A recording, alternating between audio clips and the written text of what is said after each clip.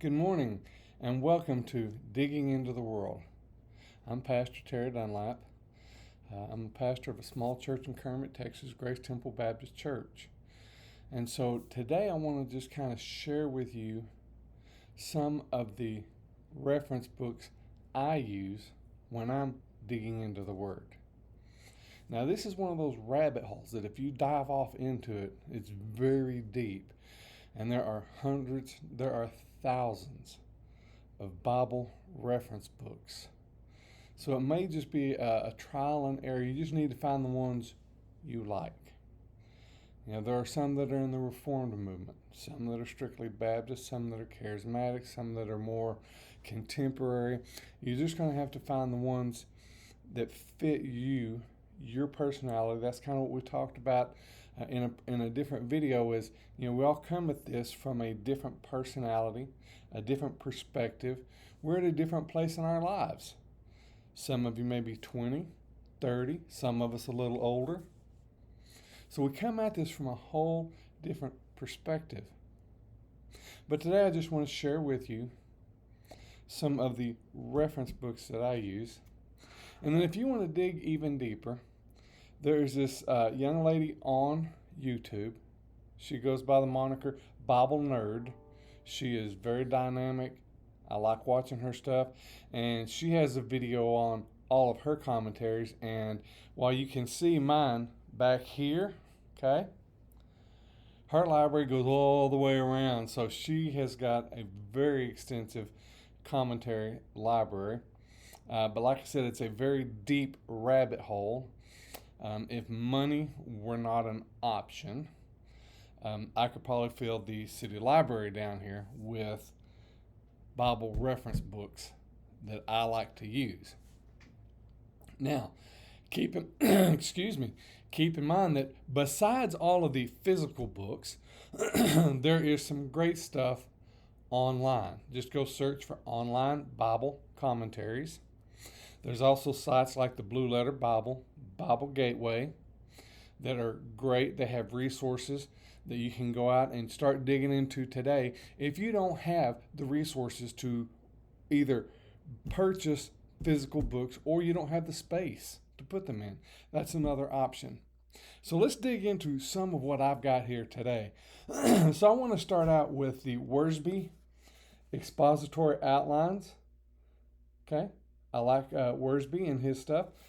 He does have a broader set. I don't have that. That's on my future to get list.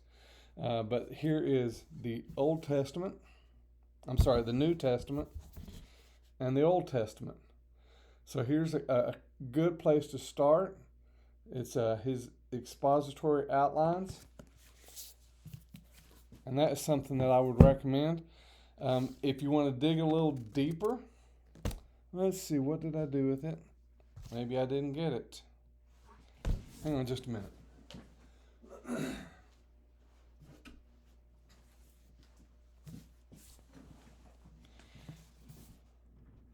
Gruden's Systematic Theology. This is a very well-known systematic theology book in a lot of seminaries. And that's a good place to go. If you want to dig even deeper, more on the Reform side here. Let's see, that's volume 2,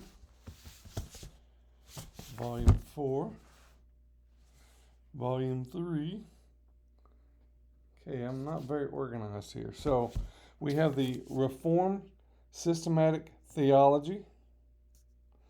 Okay, this is volume 2. Man and Christ. Then you have Spirit and Salvation. That is book 3.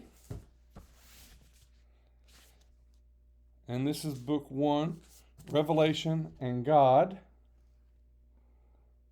Okay. And then number 4, I failed to grab that. Number 4, and this one just came out this past year. They finally got it finished. I now have the full complete set. But this one is Church and Last Things. This is number 4. So this is complete set. You can see they're fairly thick. There is a lot to dig into here.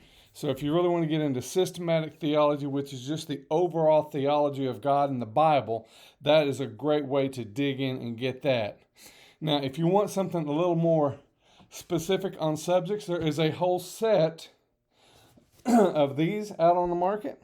Okay, all the children of the Bible, all the divine names and titles, all the doctrines of the Bible. Okay, and then this thin one over here is the Bible studies. Now, I don't know if you can see it, but no, you can. It's down here on the... Nope, it's over here. This whole set right here is the rest of these books. There's a complete set of those. I've had those for years. Those are really great. Now, something else I would recommend is get a good Bible dictionary. That way you can look up specific words, phrases that you don't understand. Maybe even a good book on the maps of the Bible and dig into that. Here's another one that is very well known. I've got the full set back here. I just grabbed one of these. That's Matthew Henry's commentary, step by step, verse by verse throughout the whole Bible. You can see here, this is Genesis to Deuteronomy. Okay, that's another good one. Next, we've got here Greek word studies in the Greek New Testament. So if you want to go look up word studies in the Greek New Testament, this is really good as well. I would recommend that. Okay, now this one, this guy, and I never know how to pronounce that. If you go watch Bible Nerd, she doesn't either. But this one is very good. Commentary on the Old Testament.